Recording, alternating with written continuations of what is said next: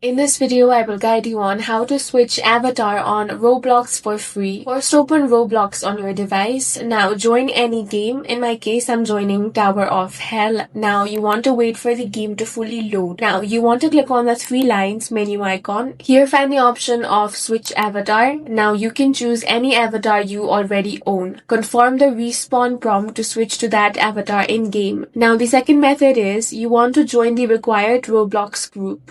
For that, you want to open Catalogue Avatar Creator. You can search for that, then open the game. Now go to Community Outfit section. Here, browse and select any outfit you like. Tap Wear to equip the outfit. Make sure the outfit does not include items worth more than 10,000 Robux. You can remove any expensive items such as score, blocks, or headless if necessary.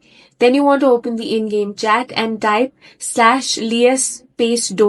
Wait for the teleport process to complete. Your avatar should now switch inside supported games like Please Donate without spending Robux. Test the avatar in-game to confirm the change worked successfully. And that's all for this video. If you found it useful, make sure to hit the like button and subscribe for more videos like this.